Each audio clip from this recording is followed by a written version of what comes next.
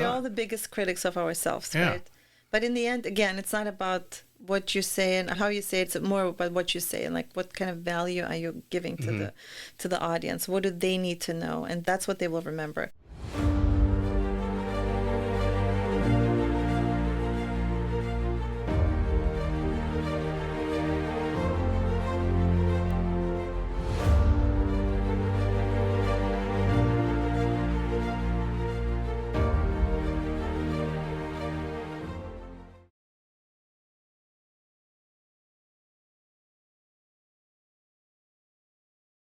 Hey, welcome back to the Real Estate Excellence Podcast, the show where we bring the best in the business, agents who are setting the standard and delivering top-tier results. Today's guest is a real estate powerhouse with a background in global finance and project management, where she managed multi-million-dollar projects before making the leap into real estate. Since then, she's closed over 70 transactions, $65 million in sales, specializing in relocation buyers in high-demand communities. Her analytical mindset, negotiation skills, and deep market expertise set her apart in Northeast Florida. She's also not only fluent in English, German, and Russian, ensuring she can serve a diverse clientele. And when she's not making deals happen, you'll find her boating, traveling, or at the beach with her 3 boys. Named one of Jacksonville Real Producers' top 500 agents for 2025. She's here to share her journey, strategies, and insights. Let's welcome Veronica Wilen to the show. Thank you so much, Tracy. Nice to be here. Yes, welcome. There was something in there I have ChatGPT create this for me, these intros. I've been doing it recently. And I take your bio and what you sent me, and I say, okay, I need this short little intro. Yeah. And it creates, so that first line threw me off there because I actually didn't read it before I read it. So totally apologize for that. But I am really interested in your journey because I think, as I was talking pre-show, working on a book, everyone comes from a different background. Yeah. And what you've been, for a good part of your life, your career, the project management and stuff, and how you've actually taken those skills to actually excel in the real estate space. Yeah. But let's kick off a little bit. Sure. You're born in Kazakhstan? Kazakhstan. Yes, I actually was pronouncing it earlier properly. A former Soviet Union, that's correct. Yes, but you went to Germany. So how old were you there? And then I was 8. 8 years old. How were you able to get from there to Germany? What was going on? So our ancestors are Germans. So we kind of long story short, our ancestors moved from Germany to Russia. My parents moved from Russia to Kazakhstan because of climate reasons. And that's where I was born. And then my dad always wanted to go back to Germany because that's where our roots were from.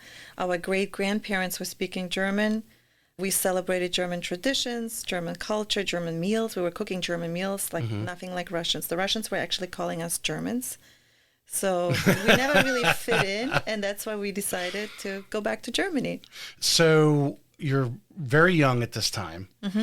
I'm not going to guess your age or go over your age or ask you your age, but I would imagine is this early 90 type time period when the Soviet Union... Late 80s, actually, 80s. 87, yeah. Yeah.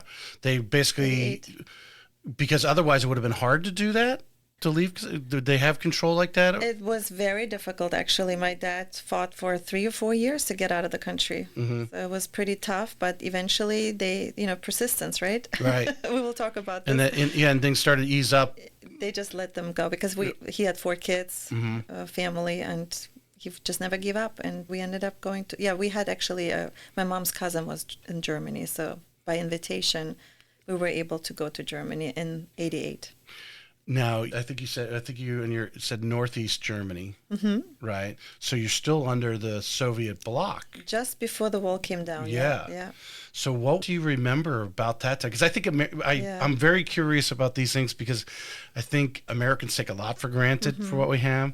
And I think it's a great museum. Have you ever been in D.C., the Spy Museum in Washington, D.C.? I actually wanted to go to D.C. this year with my kids. You've got to go. Haven't been yet. You've got to go take them to the Spy Museum because they actually have a whole section where the wall, and it's basically explaining all these guys, all these people that sacrificed their lives and families and so forth, trying to get over the wall, or just the whole communication, because half the family was on one side of the wall and half the family on the other side of the wall. that kind of thing. And what was it like being on one side versus the other, you know? Absolutely, yeah. I mean, I don't have anybody in my family who actually had to climb the wall, but a lot of our friends and family members decided to move. As soon as the wall came down, they moved to West Germany. Right. We did not. My parents, for whatever reason, decided to stay on the east side, and we've lived there for like 19 years. Interesting. So for a pretty long time. I grew up in Germany, went to elementary school, middle school, high school, and I even studied for 5 years at University of Potsdam before I came here. So, because obviously there's two different economic systems going there. What was it? What do you remember as a young person experiencing that and living 19 years in that area? Because I imagine things were changing fairly rapidly from an economic standpoint. Absolutely. I mean, it was, first of all, it was like a black and white world. Like there was not much color. Center block, big buildings, like everybody was living in an apartment, no homes, no lush green landscaping like Florida. It was pretty black and white. And even when you go to a store, everything is just plain. Like we didn't have any exotic fruits. I had my first banana and my first orange like in the early 90s. Wow. Yeah, and there was not much luxury, right? Like a very, very simple lifestyle, very sort of, not poor, but very simple. And on the west side of Germany, like once the wall came down, like all the products started coming into the east side. And as a child, I just remember like seeing the first Coke, right? Or the first bananas and oranges and, you know, the candy. Like I remember. Was McDonald's already over there? At some point, yeah. When did McDonald's? I think I remember. I think but McDonald's got into in Moscow. I think in the Gorbachev period.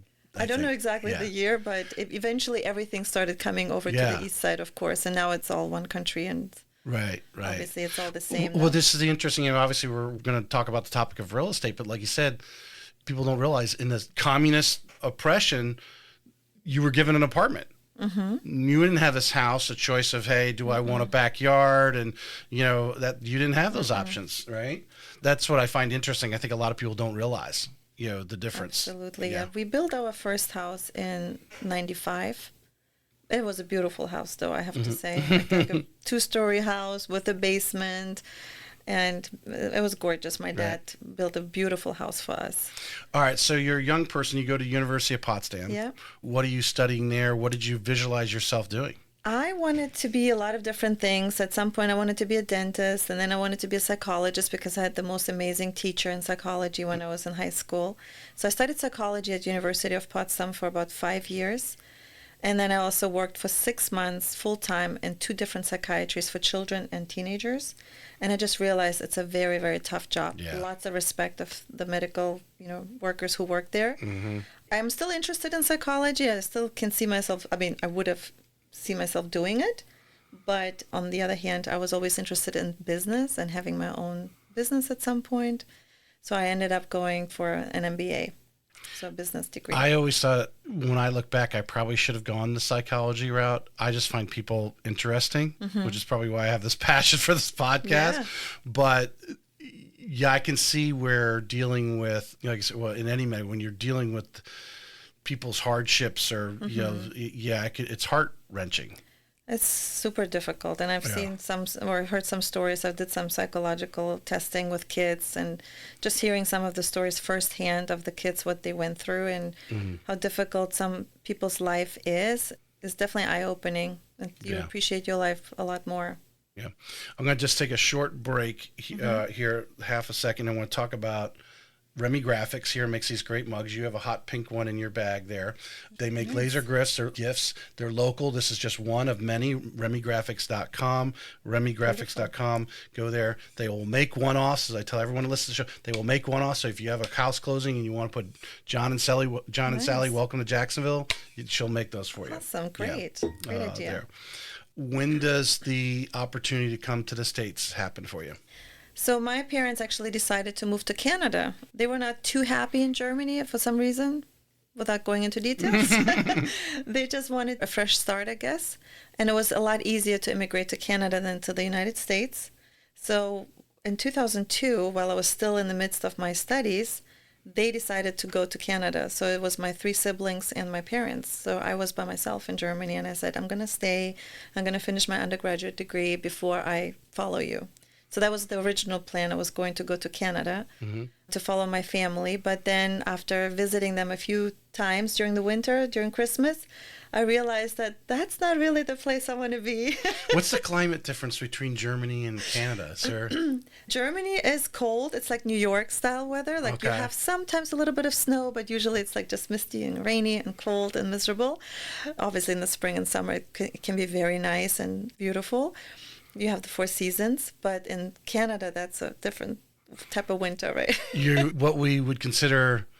Well, I mean, I grew up in Massachusetts, so I know, the season standpoint, but yeah, in summer, basically, it's not really until early June. I mean, it's really Memorial Day to Labor Day. Yeah. I mean, that's really your summer. That's right. You feel the temperature difference change almost on those dates. Yeah. Same thing with Germany, I would say. You have a lot of rain in the spring season and the fall, right? But you have the 4 seasons, so a lot of people like it, and I do like it too, but I prefer Florida weather. Canada isn't quite, well, in compared to Florida, they don't really get summer.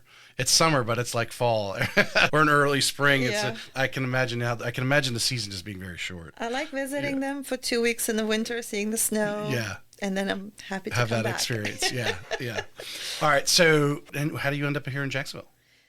So I didn't have, a lot of money to just come here and study at one of the biggest universities, because obviously you need to have some funds to support yourself, not just pay for your tuition, but also like living expenses. Okay. I didn't know anybody in the U.S., but I wanted to be here and at least on the same continent like my parents, but not necessarily in Canada. So I decided actually to come here as an au pair, which is a foreign language nanny.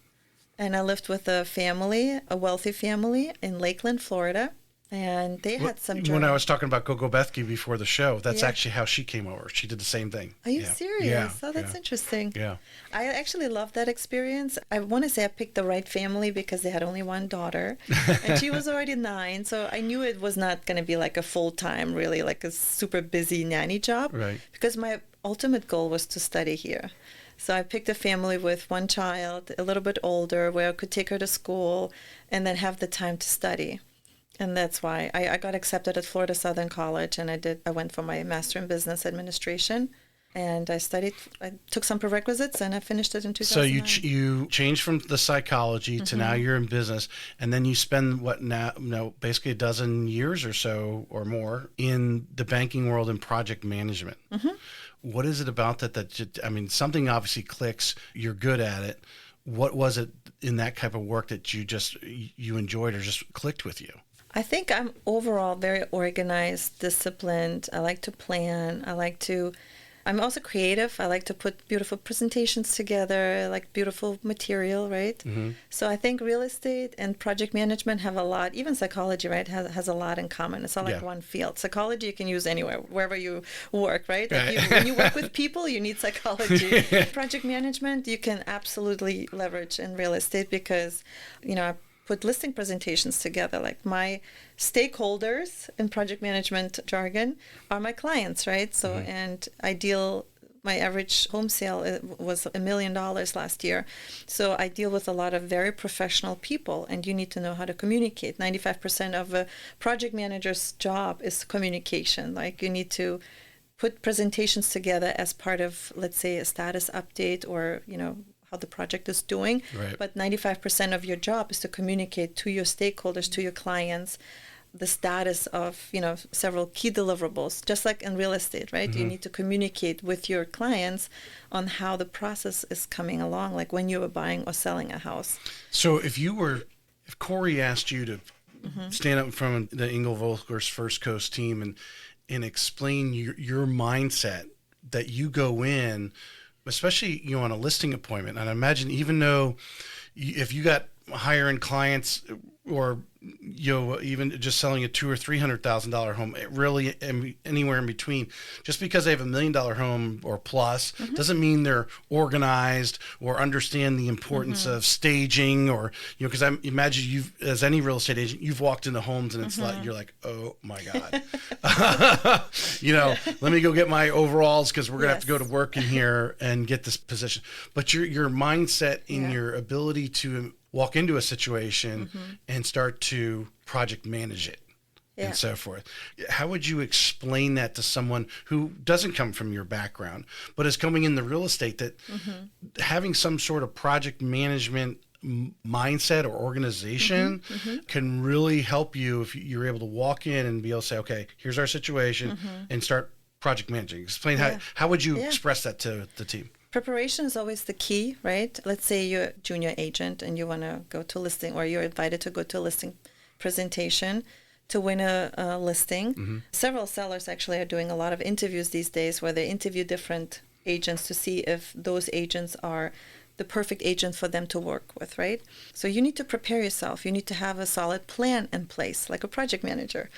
And, you can do it in writing, obviously. You can, write up the different steps that you need to take, or you just, it comes natural to me because I've done it so many times. Right. You can just sometimes wing it, but overall, I always prepare, at least in my mind, I prepare myself. You have to be on time, right? Step number one. Step number one, you have to be Show on up on time. time. Show up on time. Be prepared. Look decent, right? Like, you have to obviously... Like, you're organized, right? I mean, yes. I think to go into a presentation like that, you have to be. If you don't look organized and then trying to tell them to be organized, that's... Absolutely. Clash. Even if the $1 million client, let's say, it's not organized and as messy as, as they can be, they still expect you to be organized. They still expect you to be on time, polished, right? You need to dress well. You need to have your fingernails clean, your hair washed. Right. And you need to be presentable. You need to be prepared. You need to have a plan in place. You have to have a notebook with a pen or your computer. You have to have your listing presentation with you. And you need to have a solid list of recommendations that you already can give them, and not just go to a listing appointment and start asking questions, right? You need to kind of provide value. Providing value is always very, very important. People, when they invite you to their house and they're taking their hour of their day to show you their house, you want to give them at least some pointers. Like, for example, depersonalize and declutter, like right before you start even thinking about listing your home. So... Well, I think the obvious, but we know not everyone does the obvious. You can do a lot of research on what's going on around the house. Like, hey, the sales in the neighborhood, this is what's going on, and all that kind of stuff. But when you walk into the house, that's the first time you open the door and walk in. Then you're like, okay, now we got this second project. Some, I imagine, are very great. You're like, oh my God, this is perfect. Don't do anything. Dust off the counter. We're ready to go. Others, are you able to now, with your experience in project management but now in real estate, to really immediately, in your head, like you said, okay, hold on a second, we need to declutter. We need to let's get you, stuff to storage. Let's do this. Are you able to kind of do that on your feet? Yeah, I worked with professional stagers, or I still work with professional stagers. So I actually have one scheduled for tomorrow where we're going to go to a seller's house, and we're going to spend a whole hour walking one room after another. And the professional stager is going to actually point out a few things that she would improve. You've been to the house already and already scouted it out. Okay. Yeah, it's already under contract. Okay. So I have already the listing, but I agreed with the sellers that I will bring in a professional stager in. We will do a free consultation. I will pay for it. My stager is going to go with me from room to room, point out certain things that she would improve, and then after the consultation, she's going to provide a very detailed report. It's like a 10-page document that lists exactly what her recommendations are. So it's not coming from me, it's coming from a professional stager. Well, let's dig into that a little bit, because I think staging has gotten very expensive. So it has actually, some real estate agents have actually started their own staging company, which I think is just, bless them, good luck. But I do know other agents that I've had on that actually just have their own stuff. Yeah. And they feel they're competent to stage a house, but it's become very expensive. What's been your experience in the sense of, coming in, your average home sales is pretty high, much higher than the average agent, obviously. But whether it's, a mid-range house at, $300,000 to $500,000, $600,000, or the $1 million plus, having that consultation and staging it in your success, as far as, getting, obviously the goal is sell it more quickly, and obviously get the best price for your seller. Yeah.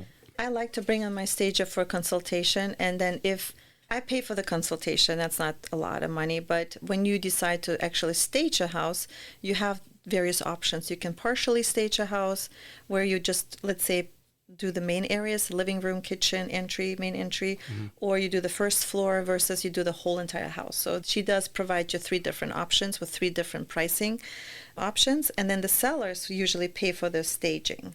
If the sellers have the budget and they decide to just, and I had sellers last year, they decided, well, let's do the whole entire house. Okay.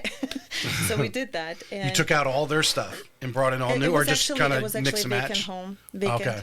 And professional stagers don't usually like to mix their furniture and their accessories with somebody who actually lives in the house. So that's another very important point to mention, is that ideally the house needs to be vacant. If the house is not, like, lived in with pets and kids and whatever, the stagers don't like to mix in. So they usually say no to it's not a high success ratio that this furniture comes out on a good end. I still bring the stager in to provide us the consultation report because there's a lot of little things that we can actually do ourselves. And it doesn't cost us anything but the consultation fee that I'm paying. Right. So we can replace all towels with white towels. We remove all the bathroom rugs. We will, declutter and depersonalize the whole house and remove all the family pictures. So certain things like that, sellers and me, we can handle it and without the stager involved, and save a lot of money. Well, it brings up the interesting point, because you mentioned just a few moments ago how it's coming from the stager, because sometimes when it's coming from the agent, they're like, oh yeah, whatever. But now you have this credibility that, this is a professional. This is what this person does. That's what they do, yeah. And they come in and say, hey, you need to remove all your towels and make them all white. Put the colored ones in the closet, and you can use those while you're living here, but don't use the white ones. Exactly. Leave them hanging, right? Yeah, type totally of thing. right, yeah. But I mean, what have you found as far as the speed, selling the home in a more efficient time period, maybe getting multiple offers? I think obviously what everyone's concerned with is getting the dollar amount that they want. To go in there and say, hey, if you want that dollar amount, we need to have the staging consultation because we need to make this place look like the $1 million that you want for your home. Staging definitely helps. And again, if the home is vacant, super easy. Sometimes everybody knows you can also virtually stage a house, which is another option. Are you a fan of that? I don't like it, but if there's no budget, if the seller doesn't want to pay and it's a vacant home, then absolutely you do want to virtually at least stage it, because if you just post pictures that are just bare bones of rooms that have nothing in it, potential buyers cannot visualize what's going to look like. So I'd rather do virtual staging than no staging at all, right? And sometimes we even pitch in and pay for staging as realtors as well, like just the main area, right? Front entry, living room, maybe like some bar stools around the kitchen, some, dishes or placemats on the countertops. So like minimal staging we can do ourselves as well. So for a new agent who may be listening here, you just said sometimes you come out of your pocket for some minimal staging if type you think of things. it's worth it, why yeah. not?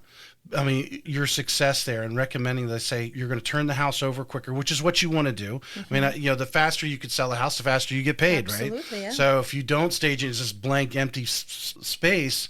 It may sit there for a little while, and you'd be amazed by just staging a little bit. All of a sudden, you get an offer the first weekend. That's what you helps. want. It definitely helps to stage a house, whether you do it the right way or yourself or virtually. You have to stage it. You need to make it presentable so that the buyers can see themselves living there, right? And you don't want to necessarily stage it the way how you would live in there, but you have to kind of like maintain a neutral perspective, a neutral view from the eyes of the potential buyer. Like, what would they like? And the stager knows it best how to stage it. So you're having this successful career in banking, project management, and so forth. What gets your fancy about real estate?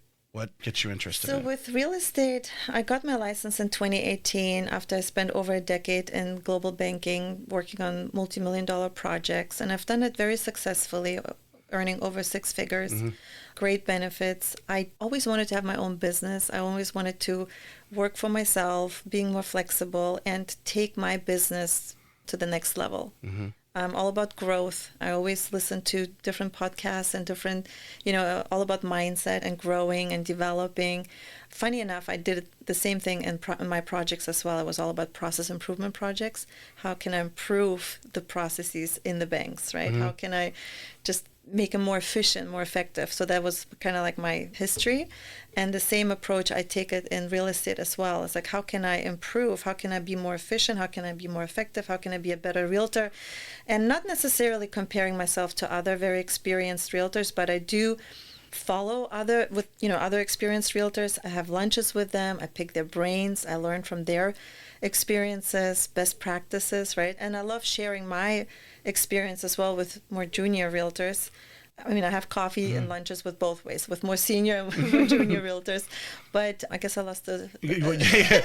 What came across you that real estate was to start digging into it? Why did I start in real estate? Yeah, so always wanted to have my own business. And working with families, I thought was very rewarding. Did you meet, did you have a relationship with a real estate agent, or your own transaction, or what was it? It's like, hey, I want to dig into real estate. That might be my avenue. It was actually a friend of mine from Germany who said, why don't you sell real estate in Florida? Florida is because they're coming from Germany, visiting me in Florida. Right. It's like, this is like paradise. Like, why are you not selling real estate? It's like, I don't know. I haven't even thought about it.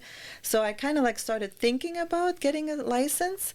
And it was just like a no-brainer for me. Once I started working with people, it was it didn't feel like work. It felt like a hobby. And it felt so easy and fun. I was touring homes. I love, like, who does not like to look at homes? Do you feel I'm going to use the word discipline of your previous career, the working in the banking and having, you got to show up to work. You have a project. It's got a due date. People have expectations for you. That when you walked into real estate, and of course it's your business. Of course. You are answering to clients, but a lot of times you have control, and you could tell them, I'll do that tomorrow. Yeah. I don't know how good your business is going to be, but your discipline and so forth, that you coming from that corporate world, has really helped you excel in the real estate area. I would definitely agree with that because, again, even though it feels like a hobby and fun, I take it very seriously because the families, the couples, the husband and wife, they're ultimately buying a $500,000, $750,000, $1 million home or more. That's the biggest investment in their life, right? You're dealing with a lot of money on the table. They're going to take it very seriously. They're not buying a purse or whatever, right? Or a pair of shoes. So you need to be professional. You need to be organized. You need to be prepared. You need to know your numbers. And you need to be there for them from the very beginning till the very end. And even after the closing, I'm in touch, with all my past clients. A lot of people say, like what you just answered there, it's their biggest transaction, which I would agree for most people it is. But also, this is where they're going to live. This is where they're going to spend the majority of their time, and family things happen in the house. Beautiful family memories, yes. Yeah, where exactly. The kids will grow up. I think that actually supersedes the actual financial transaction. That they do enjoy when they pull in the driveway. They feel good every night coming home from work and that sort of thing. And that's the beauty of that job, if you will, real estate career, is that you are helping families creating those memories, right? When they select the home, they're more likely to live in the house for at least 5 years, maybe sometimes 8 or 10 years. And their kids are growing up in that house. They're going to school, they're going to work, they're working from home sometimes. So they're creating those beautiful memories in that house. It's such a rewarding experience being part of it. All right, so you decide I want to dabble in real estate. So for the new agents that might be listening, or someone who might not even be licensed yet or getting their license, pre-licensed, how do you analyze, or how did you end up at your first brokerage? What made that choice for you? Or how did you make that choice? Yeah, I started with RE/MAX, which was here right in Nocatee. Great team, local, and they were right there next to Publix, so it was very easy for me to nice retail front, which I hear there occasionally there's a walk-in. Yes, exactly. So great location, and that's how I found them. And I did interview a few brokerages, and I picked them probably because of the brand, and everybody knows RE/MAX, and also because of the location. They were in Nocatee. I lived in Nocatee. I wanted to be in Nocatee, so I picked them. They were a little bit too expensive for me in terms of fees that they were charging. And, the commission split. So I ended up going to Keller Williams. I was also at Red Zone Realty at some point, and then at EXP for 3 years before I joined Engel Völkers first coach. Oh, so you've danced around a little bit. A little bit, okay. So we had, here's one of the topics, and I bring it up on every show. I feel that the choice of the brokerage, makes or breaks a lot of agents. I'm not going to say all, a lot. Someone like you already had the discipline in your worldly experience, your corporate experience, and you were able to put a lot of the stuff that you were learning and stick it to the wall and know how you were going to do business. But not everybody's like that. I think so many agents fall out, and I think it's because their choice of that first brokerage was not a fit for them. They didn't do enough research to realize, because I think, would you agree, every agent does their business differently? Yeah, absolutely. I mean, everybody comes from a different background. Everybody has a different way of handling certain things, even stress, right? Clients, communication, how to schedule your day, what's important to you. Like, there's so many different things that you can do. You can do an open house. You can do YouTube videos. You can reach out to past clients. You can go network. There's so many different ways of how to attract clients and leads.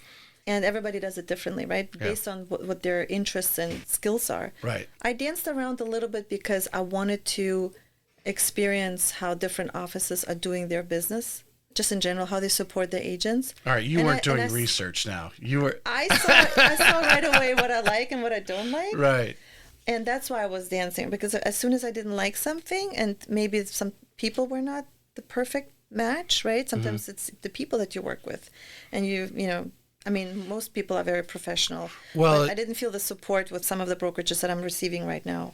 With your worldly background, Engel Völkers seems to be like the perfect fit. Yeah, you know, that's what I thought.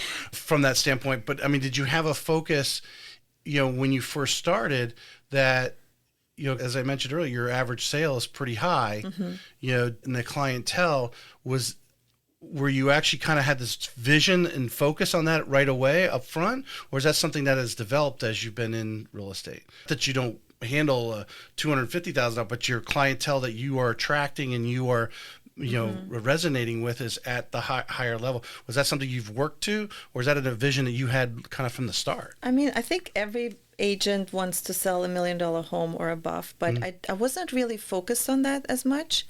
It was like a natural getting into it because I lived in Nocatee and the prices went up in Nocatee, and even at some point I think it was like 500,000, then it increased to 750, then at 800, now it's $1 million. Yeah, because the home prices have increased dramatically over the past few years. And I think I was just maybe lucky, or it just naturally evolved to this, you know, state of being. But I was not really focused, like I'm going to sell only $1 million homes or nothing. My dad, in fact, actually had several investment homes, like close to 10 in the Jacksonville area, and I helped him sell those. They were like all $80,000, $100,000 homes. And I was not paid. I just helped my dad sell them. But what I'm trying to say is, like, I would sell any home. It doesn't have to be $1 million home. It's just that's where you progress to, and obviously, you know, you're working in your backyard basically. But from going back to the brokerage, you know, moving from the different brokerages, I think it's important. Again, when an agent selects their brokerage, at that moment in time, that broker or whoever the leader is adding value. You're like, oh, there's a lot of value there. I want to go there.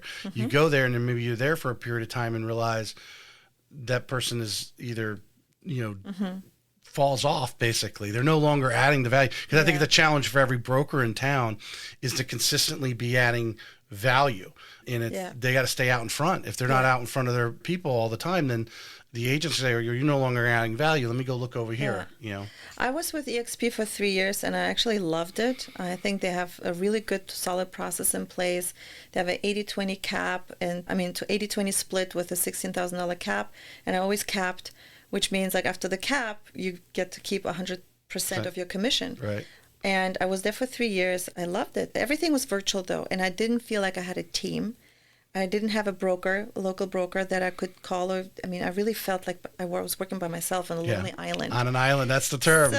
We talk about that a lot. I really missed that. I missed the collaboration and like brainstorming. Not that I needed it, but I just wanted to collaborate with other fellow agents and a broker and go to a training or a meeting and just be part of a team. I really missed that. And then when I realized that one of my fellow agents actually from EXP moved to Engel Völkers First Coast, I started like, why am I not joining? Because it seems like all the experienced agents are there. And Corey is a great broker. I mean, I hear only great things about him. He's really super successful, and he's just amazing. Everybody will say that to you. What would you? What would you? If one or two things that maybe you might not get at every Engel and Völkers, but because of Corey's influence, or the people he's put around there that gives that little edge to Engel Völkers First Coast. We were talking a lot about being prepared and being professional and being super, not just on time, but on top of things, right? And that's Corey. Like, he brings such a professionalism to this business, where the way, how he presents himself and how he appears in meetings, like we have meetings, several meetings every week, and training is amazing.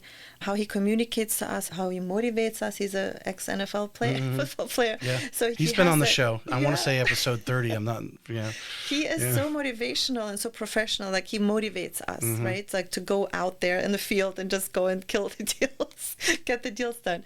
I was able to, almost triple my sales volume just by joining Engel and Völkers First Coast. What do you think was the linchpin there? What was it? I just took it more serious, I guess, just joining him. The very first time, being surrounded by others that are at a high level? The very first time I met Corey for an interview, I just wanted to pick his brain and see whether I wanted to join. He was already prepared. He already had an agreement drafted with my name on it, and he just said, if you want to join, he already obviously looked up my numbers and everything. He was prepared. Yeah. He's like, here's where you need to sign. And I signed right in front of him. I didn't have to think about it because I saw how professional he was. He had a big screen up. He was showing me all his Google apps, all the software that they're using, all the training that they have, all the different apps that they're using. I was just blown away. I was like, wow, like, I haven't seen anything like this at any other brokerage. Technology is so important. And that's another very big part of, like, he's on top of everything, like I said, technology, processes, systems, training, communication, motivation.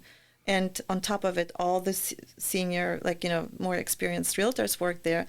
So when you go to those meetings, you get to meet them. I had several lunches with them, and you just help each other. You pick each other's brain. You share best practices. Do you find yourself talking, every time I have someone from Engel Völkers on, there comes a point in everyone's real estate career, there's some brokerages that are really good at bringing in new people.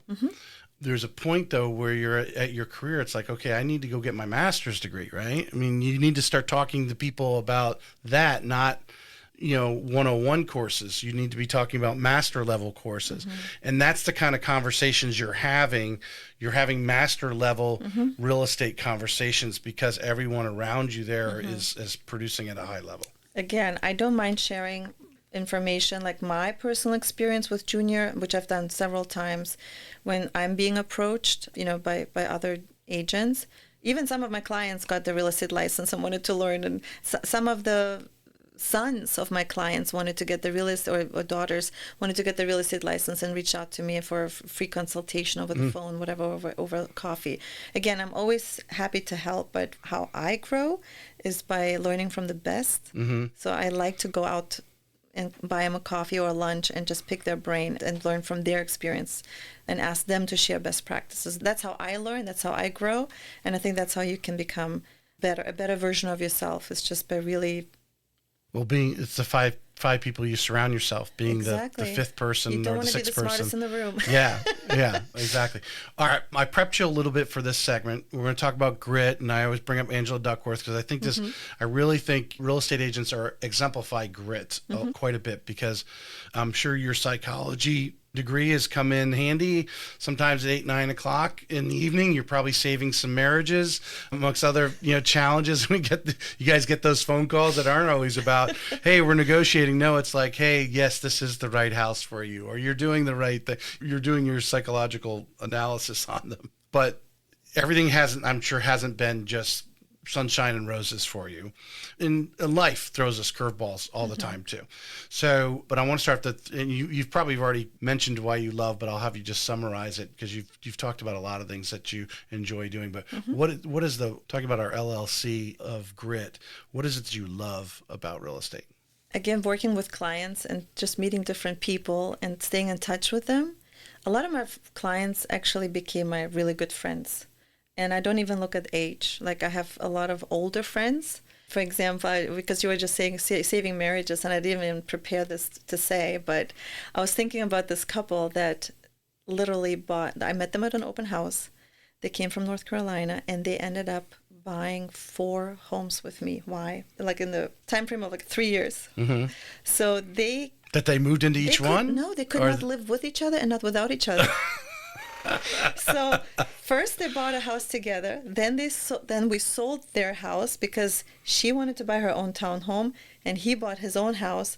And then they actually built a new home that they're living in together right now. So I guess that's 5 transactions. And, well, you sold. Yeah, they're still together. Yeah. Thankfully. I've been part of every transaction, and sometimes you experience people like they're sweet as they can be, but they just sometimes, I don't know.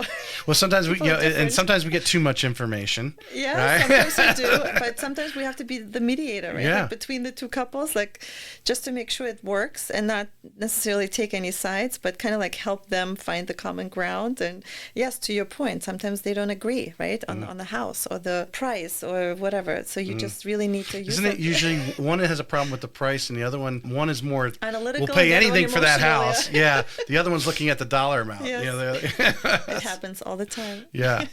Bring up laughter, because I feel in our life we go through certain things, certain times when we're down and out, and just sometimes you feel like, the boxing analogy, throwing in the towel, right, to give up.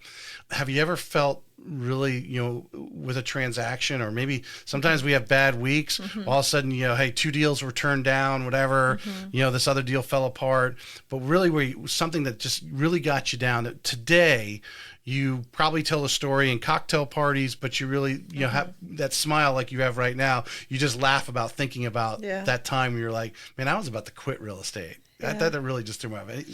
At the very beginning, I want to say it was like 4 years ago. Maybe 5 years ago, I can't remember. I had a client who called me, who wanted to find a rental. And I like helping people. So sometimes I don't usually take on rentals, but sometimes I do, just to help out, just to help them, because those might be still future clients who will end up buying a house. So I actually convinced him to buy a home. And then, so we were on the phone a lot of times. He was looking for a rental, and it's like, I'm happy to help you, but think about it. It's a great time to buy and stuff like that. Sending him some options, and convinced him to actually buy a house. Well, with a decision to buy a house. But the pain point here is that he didn't buy a house with me. Oh. He ended up buying a house with his sister's realtor, who just happened to send him a link. And when I called... After you spent all this time with him. I called him the following week and was like, so how is it going? Like, have we made any selections? Do you want to see any homes? He's like, oh, I'm actually under contract. I'm like, what do you mean? I'm in a contract with a house. Like, what happened? So, long story short, yes, sometimes that's a gut punch for any real estate agent. Yeah. Sometimes buyers just choose other realtors for whatever reason. Yeah. My pain point during that time was like, probably I should have followed up much faster. So you're learning, right? You're learning with every experience. Nobody's perfect, especially at the beginning of your career. You have to be fast. Time is always of the essence. Don't wait and think that they will call you. You need to follow up, right? And have your buyer representation agreement in place. That's what I also learned, especially now. Yes. You want to have them under contract. Not that it means a lot. I mean, they can still choose somebody else if they wanted to, but just having them sign a document, kind of like committing to work with you, I think is super important these days. Were you doing any, obviously the past August is, required now that you do that. Were you doing any sort of agreement before, or? Not really with buyers, to be honest with you. Because nobody really was training on it. If you did it, it might have been a broker's, decision. If you ever worked in that brokerage, it was not a requirement. No one was really thinking about it. But the opinion of a lot of people that they feel that they're actually doing better now because of that requirement. Would you agree? I think it's important to have a buyer representation agreement in place because it's more of a commitment, right? Even though the buyer still can choose to work with someone else, presenting them a piece of paper that they need to sign, committing them to work with you for the next 3 months, 6 months, whatever you decide on. Having the commission also laid out, right? Like, how much are you going to pay me if I find you the perfect home and assist you, not just finding the home, but assist you throughout the process, right? With the paperwork, negotiation, and so on.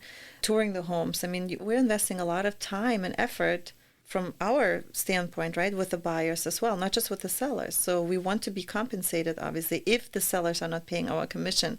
But in the event that the sellers will pay us the commission, then we can, give them a cut. I always like to make the point, I think it's what it's made people do is slow down.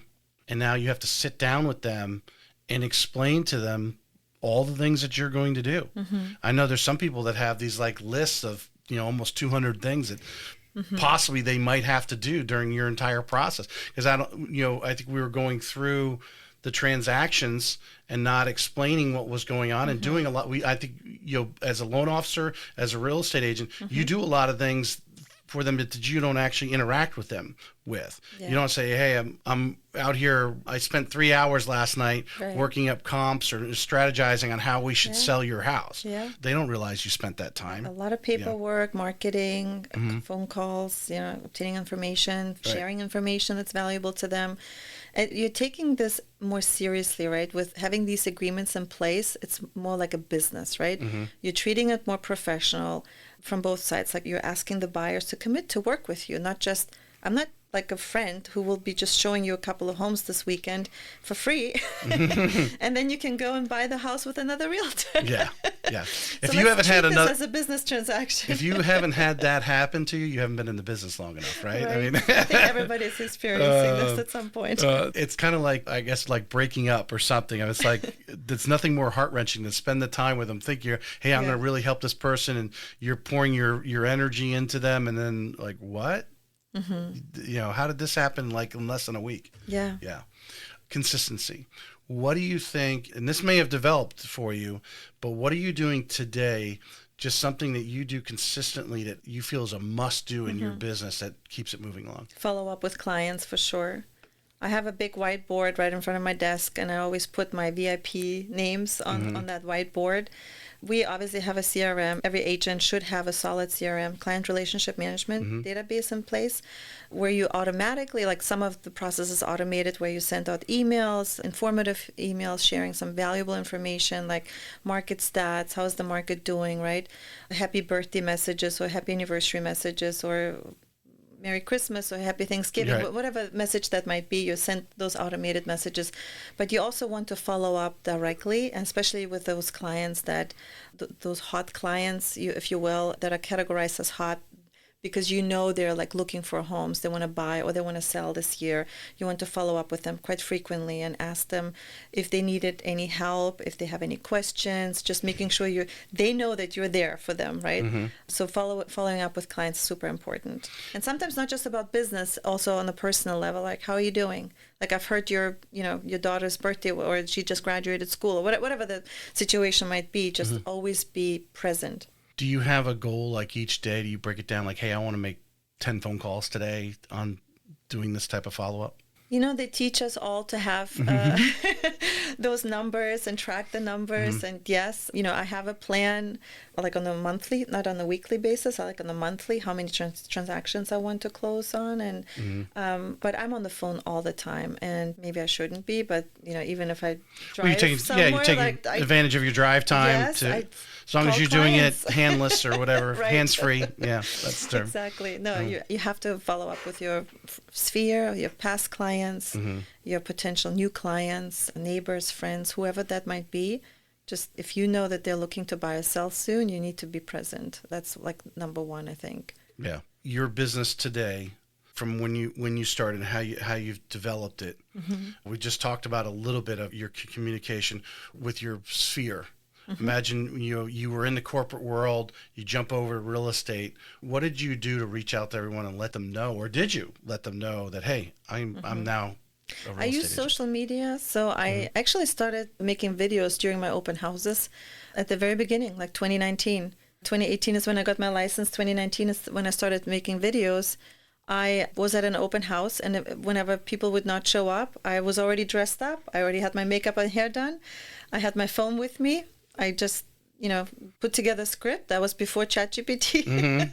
I put my own script together and I recorded videos. And then I would go home and I would ask my 17-year-old son to either edit them for me or I did it myself because he taught me how to do it. And now AI's even better at It's it. so much easier. Yeah. And everybody should be doing videos. That's a super, important topic as well. Go on again. You're in front of your, well, even the new agents that are out there. You're in a room with people who are just getting started, maybe the less than a year or whatever. Because I think there are a lot of, I would say, more experienced agents that have established business where video wasn't as important, but they've been in the business so long that their database, their sphere of influence, they've been doing all the follow-ups with their past clients that they don't really need to attract new clients. But if you're just getting started in the business, explain how you would explain to that new group the importance of video, and how do you do the video? What do you think that you want that the person watching to get out of it? Providing valuable information. It's not just about putting yourself in front of a camera and looking good.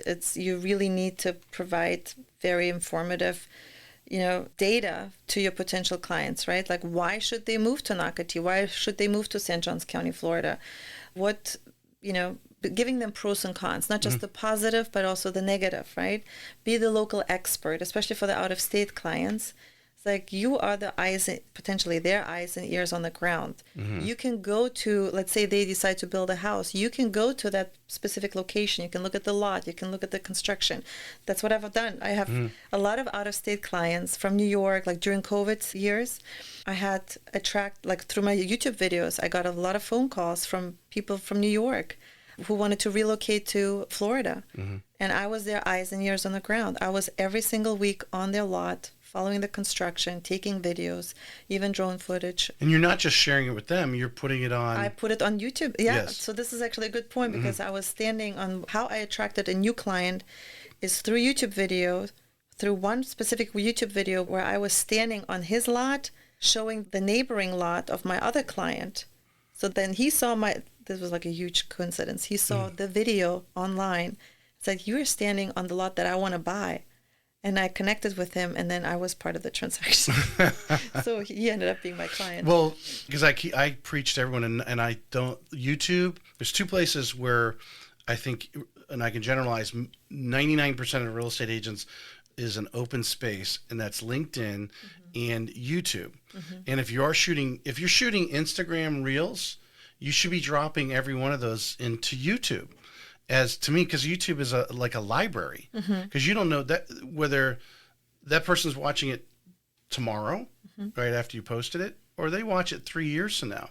If they're going in and they're searching 20 Mile in Nocatee, and it was a video you did 3 years ago, they don't even look down to see when you shot the video. They just see you and go, oh, she sells in 20 Mile. She knows about it. Let me call her.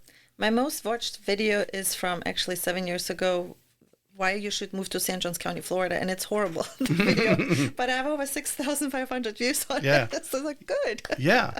Does that tell you how many people are searching St. John's, yes, right? Yeah. And they want, because, I mean, how many of us have moved into a neighborhood? And I've been at our house since 2009. And we didn't even know what a CDD was, right? We moved. We just, hey, the house, good price, but whatever. Okay, those are the fees, and the CDDs in your. You just look at the tax bill. Okay, yeah, tax bill's acceptable. You don't realize that a third of that is actually your CDD fee. Correct, You're looking, and until you move into that neighborhood, and then realize, oh, these things are going on. This is how things function.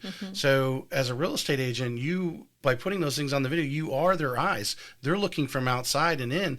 They may come and see the house, but they didn't drive the neighborhood. They didn't go and say, how far is it to the grocery store or to the school or whatever. And those things are just all the things that those people are sitting online at home. When it's snowing out in New York, they're online watching YouTube videos. And they don't know anybody who lives here potentially. I mean, some people have friends and families that already live here, and that's how they come here.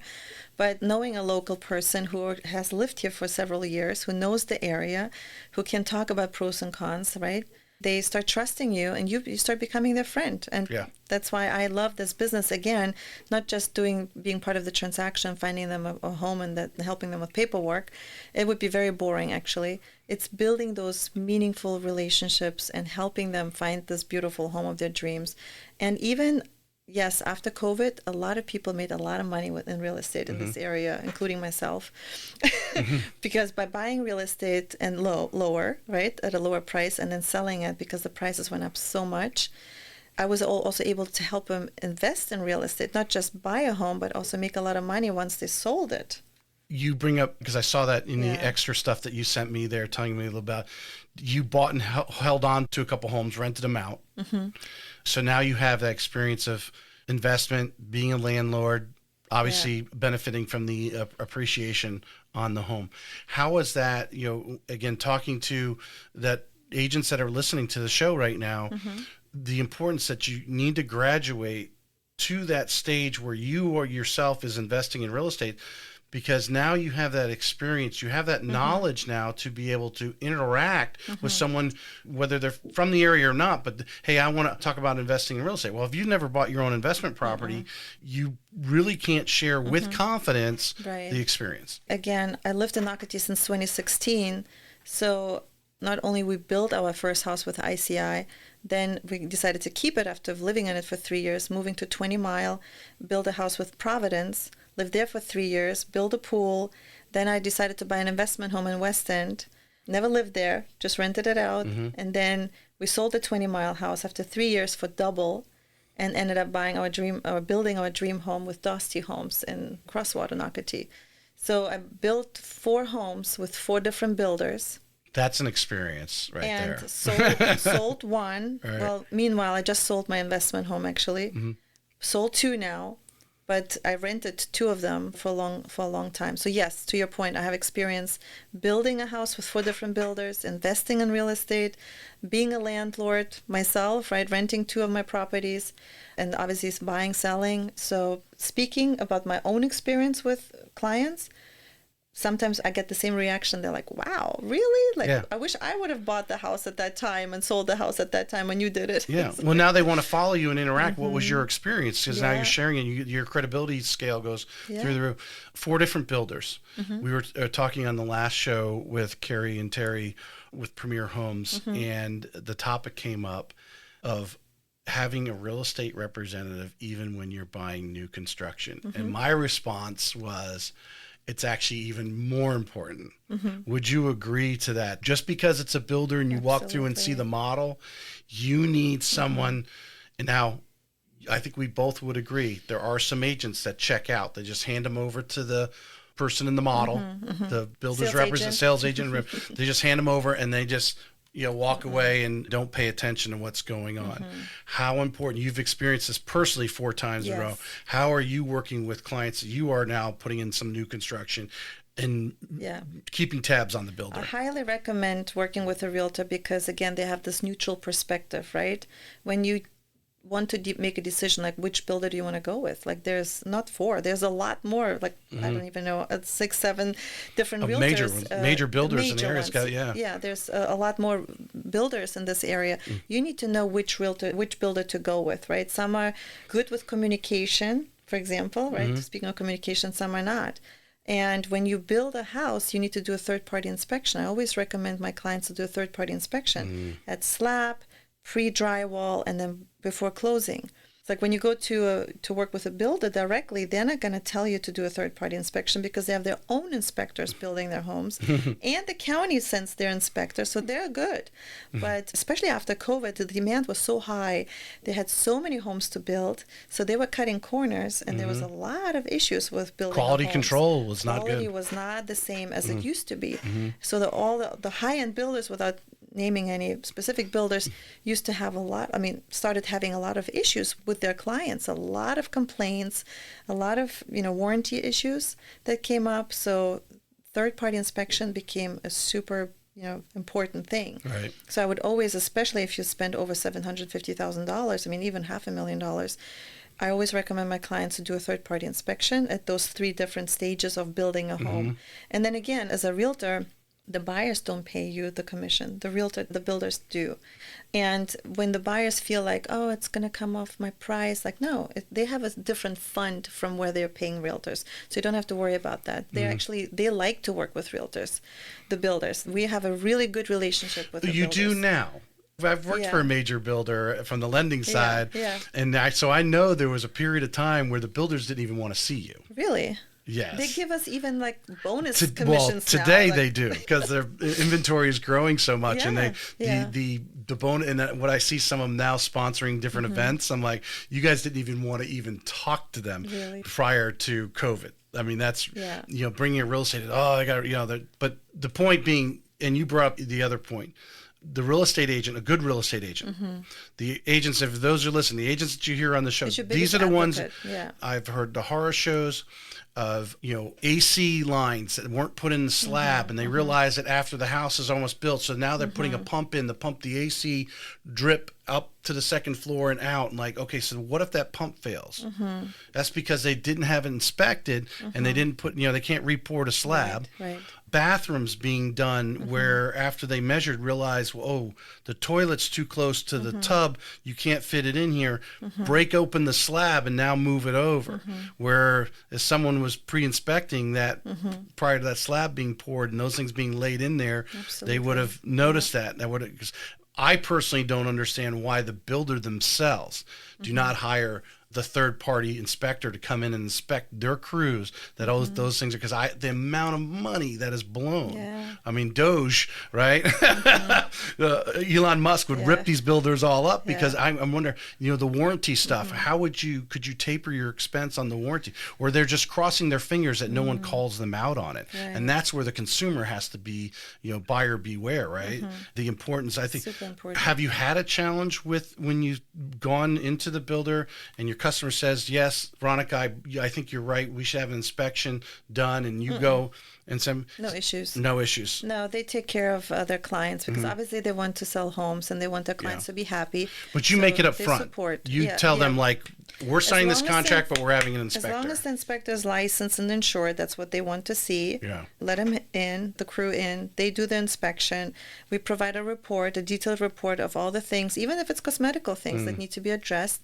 And the builders, for the most part, are usually very good in addressing those items. It actually, to your point, it helps them. It's almost like a checklist. Okay, so we didn't do this, because a lot of workers that build the homes are not even from this country. They don't speak English very fluently. Sometimes it comes to communication they're not custom builders. They're building track homes. For a lot of these, But what I'm saying is, like, I've heard that there's a communication issue sometimes, right, between people who build the homes and the supervisors and the owners, the builders, actually. So they're, again, based on communication, so important is, I don't know why it happens, but it does happen. And especially when the demand is high and they're cutting corners and cutting costs.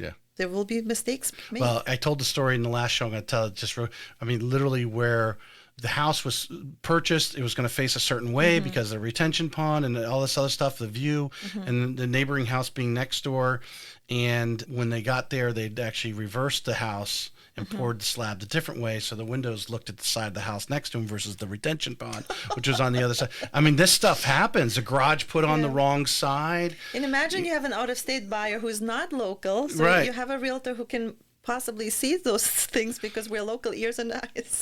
Having the real estate agent that's going to go to battle, and hopefully maybe if you decide to get out of that deal, you got someone that's going to and has the passion and whereabouts to battle for you is important.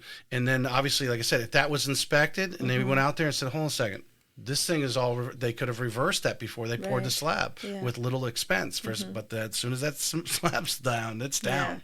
They're not going to tear. But that stuff happens in the new construction. 100%. Yeah. So the importance of having that. There was one, because I saw in the additional information you gave me, where is it? I saw here, and I had a question here. You have networking is key. And one of the things you have on here is community involvement. So I imagine you put that because there's stuff that you are involved in. Do you want to share some of those things with us? Sure. So before I delve into this, you mentioned the realtors before YouTube, right? They were successful building their clientele and their sphere. It's because they were involved in the community a lot more. They were networking a lot more. They were out and about a lot more. Or I would say natural, or the... it's not natural is the word I want, but when someone says networking, they're actually out there shaking hands and kissing babies like politicians, right? Yes, organically. They're out there on the field. They're the extroverts who like to communicate and talk to everybody and everyone. So I think community involvement is super important. Even when I was working in corporate, I was, for example, at 1 year, I was a chair of Women of Wall Street. So it was like, granted, it was like an internal steering committee, like within the bank. But we had a lot of volunteering events where we would go and volunteer in Jacksonville downtown, whether we were feeding the, homeless or painting, certain shelters, whatever. We went out there and we were working and helping the community. And Right. I think being out in the community and volunteering and doing something different, not necessarily real estate or you're related to your business, is super important because you're giving back, right? You're giving back to the community, which is, again, has nothing to do with the business itself, but it's super important that we all do that. Well, the mindset, someone coming into the business, and I think a lot of people have this, let's say, mindset, just they want an immediate return. Like, hey, I do a video. Did you get any leads off of that? No, dude, you have to do thousands of videos. You got to, in the podcast world, you have to do hundreds of podcasts before you start really gaining traction. And obviously the word consistency we used earlier, but your community involvement, you don't know what day you might be doing something small or, going out as a group. You're not really working a whole lot, but people are getting to know you. You're talking, you're interacting. You might be doing that for years before you get the first someone that says, hey, yeah, I met Veronica. We were doing this charity event. She's a realtor. You should call her.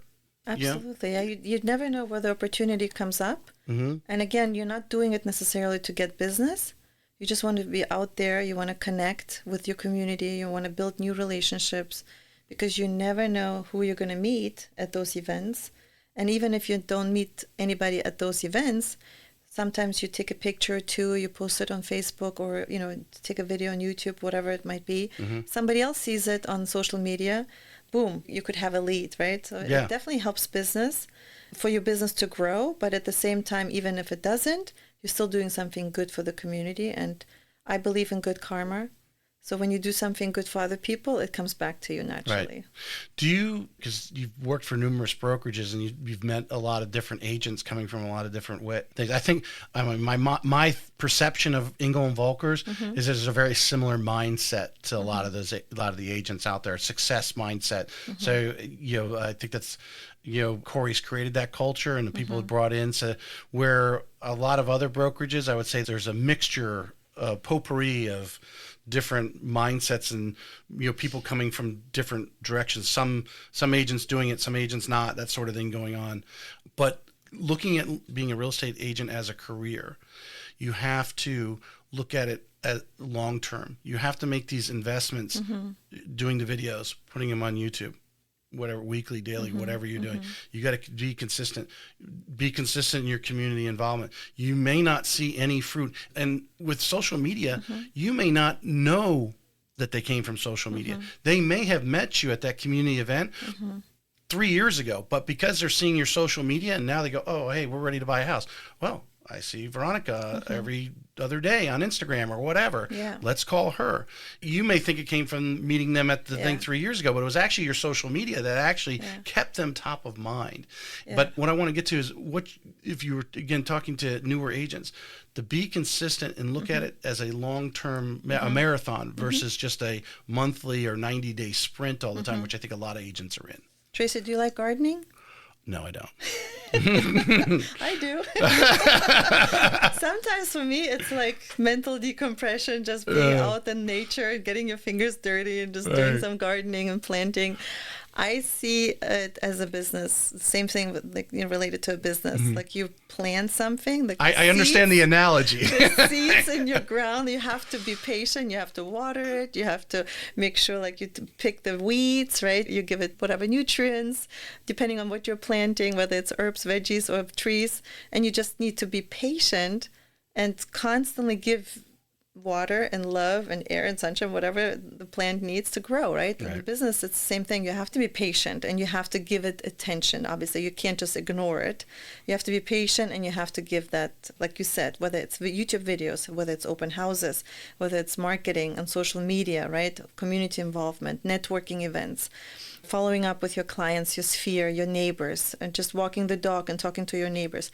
You just have to do it. You have to do it, and it will grow, just like the plant in the garden. Yeah. And sometimes you never know that the actual person came from a YouTube video that you did 3 years ago. Mm-hmm. Yeah. For example, I am also a partner of education at Pine Island Academy and Palm Valley Academy, those two schools in Nocatee, K through 8, and I have the banner on the fence already for 3 years. Obviously paying, donation, a donation to the school, and then participating in various events. I honestly don't even know if I had any leads from that, but I don't really see it like this, right? You asked about community involvement. That's sort of like a community involvement too, because I am participating in those school events. I have this table set up.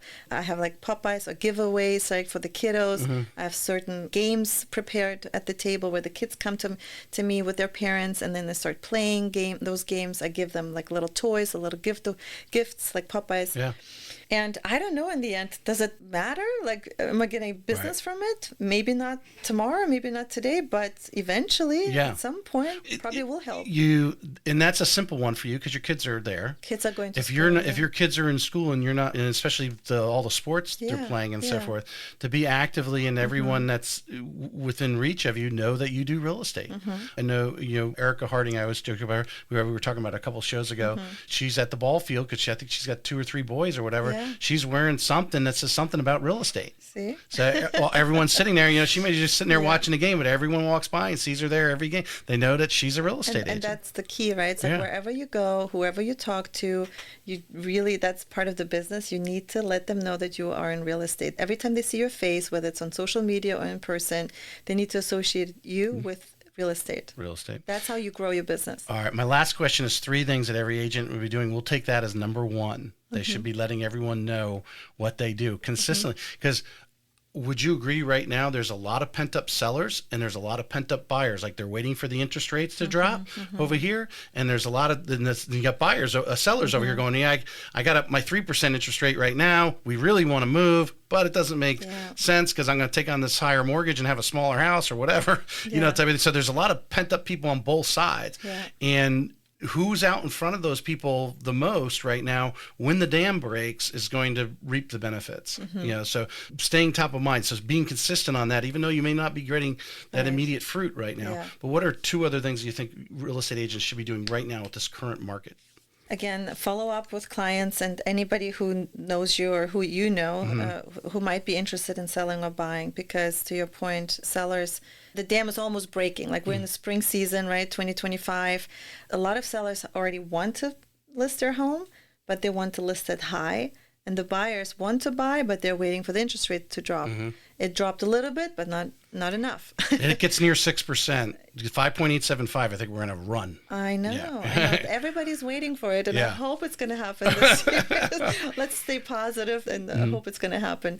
But it is the biggest challenge. So continue doing open houses. I had great success with open houses. YouTube videos, create valuable information and put it out there. Do you have to be an expert at it? In YouTube videos? Yeah.